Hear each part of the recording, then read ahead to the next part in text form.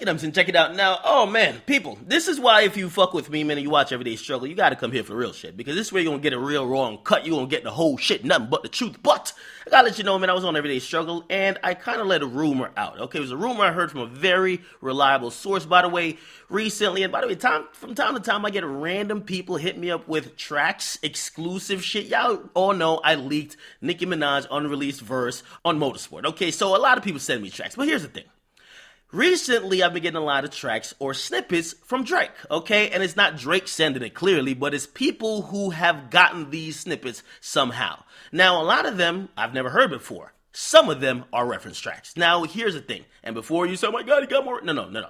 It's actually demo/reference tracks by Drake. So Drake is doing reference tracks for other artists. And how do I know that? Because some of those songs already came out where another artist are singing these songs. So essentially, Drake wrote and sung or rapped and gave it to the other artist. So I heard a couple of snippets of those. By the way, none of the snippets were long. They were all like less than 15 seconds.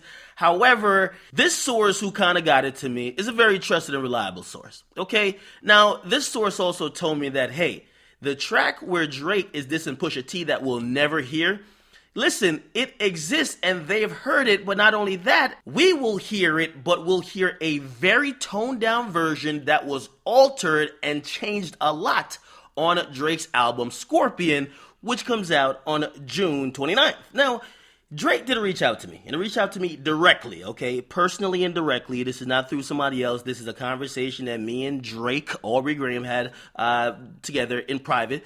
And I could let you guys know some of the details that I believe is not really encroaching on any privacy or anything that was just supposed to be shared between him and me, okay? Number one, he denied that, okay? He denied the rumor. He said, yo, I didn't change no diss song into another song to have on my album addressing Pusha T. That's number one. That's what he said. Okay? Second of all, right? Because in the conversation, you know what I mean, he didn't mention that, yo, you've been kind of going in. And that is a fact. I have been going in a little bit on Aubrey, even though he's my favorite artist, because you know why? Listen, man, when Drake catches a dub, man, I'm one of the first one to give him his goddamn gold medal. So when he catches what is seen to be a loss, I gotta give it to him the same way. Had Pusha T not responded, you think I would have let Pusha catch a fucking break? So I would have been on Pusha's neck. So I gotta be on Drake's neck. I gotta keep it fair, even if Drake's my favorite artist, because you know what? You'll lose credibility if you're not giving it up both ways. Now, here's the thing, because, and this was such a great moment in the conversation with us, because I honestly got the chance to express to Drake my disappointment with him not responding. I said, Drake, you know why I've been going in, my brother? I'm disappointed in you. I'm really disappointed that my favorite artist who has been talking all this shit and basically he has been flawless when dealing with issues, and anytime someone has challenged him on a lyrical or competitive level, he stepped up to the plate. When I see that guy basically tuck his tail and run, I'm disappointed as a fan. I'm the guy who believed all those lyrics where you were talking about, yo, I could load every gun with bullets that fire backward and no one would pull a trigger. Like, come on, we thought you were the guy. You let us down. And I spoke not only through me or for me, I spoke for fans. And I said, you have to understand. And by the way, this whole conversation of this is about his legacy. And I told him, I said, this is a legacy thing. You get me? It's going to go down. Just like how people, and just like how he cares that people now know he writes his shit, people are caring about if he's losing a battle, if he got washed. It matters in legacy talk. Because when we go to put him up against the greats, he's LeBron. I told him that. He's LeBron. When we go to put him and stack him against the greats of all time, we're going to look at him and hold it against him that he got quote-unquote washed by Pusha T. Just like we're going to hold against LeBron that he lost a bunch of finals, okay? We're going to hold it against you. This is legacy talk. This is not just in the moment. Drake is going to be lit forever. I have to clarify that to him. I say, nigga, your album's going to come out. You're going to give us tons of hits. It's probably going to make us forget. You're going to drown us with fucking number ones after number ones. But on a legacy level, we are going to remember that when it came time for a lyrical competition that you said you were ready, the demise will be televised according to you. You did not show back up after the guy counterpunched you. Okay? And this is what Drake said to me. Okay? And this is why I do think this is important to share with his fans and also everybody, because he hasn't really commented. We hear Jay Prince speaking on it, but it's the first time Drake has spoken on it. Now, he said this directly to me again. This is a private conversation, but these are elements where I'm pretty sure he has no issue with the world knowing, okay? He said, check it out, man. He says, I'm one prideful motherfucker too. I love competition. I'm always here from you. I ain't running from shit.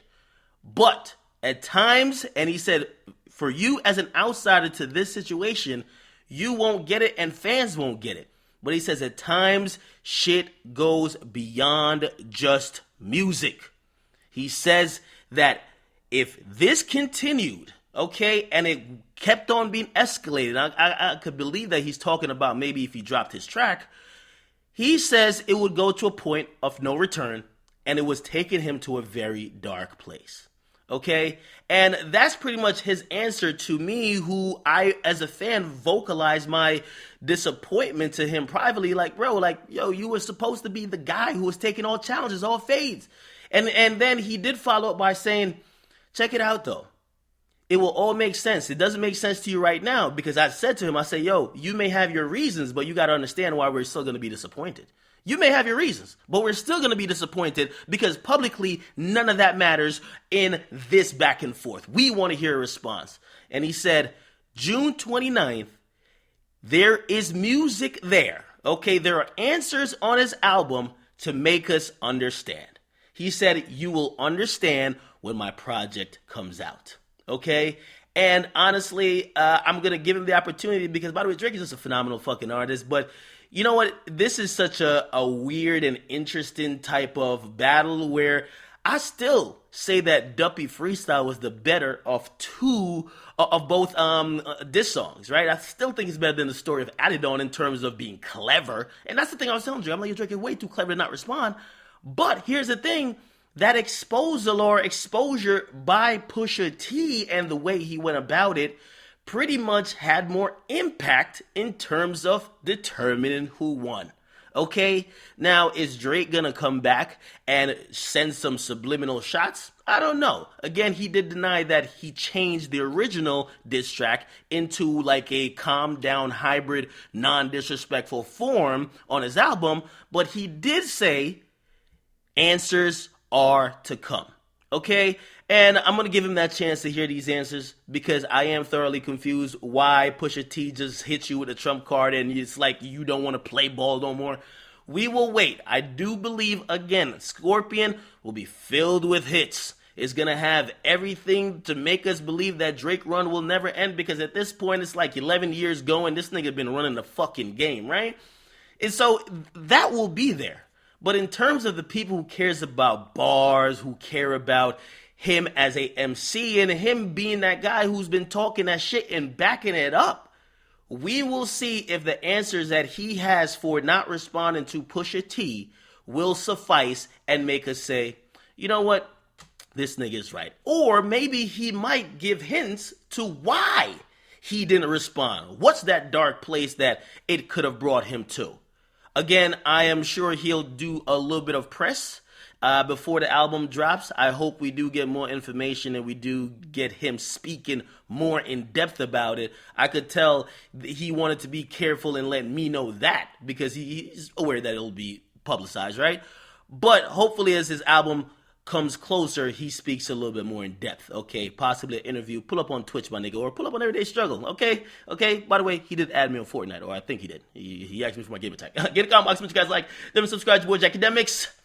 Yeah, we haven't heard from Drake, and he did reach out to just clarify a couple things. All right, what do y'all think, man? Get a comment box, make sure you guys like and subscribe. Got to hit that notification bell, man, if you want consistent notifications that I uploaded.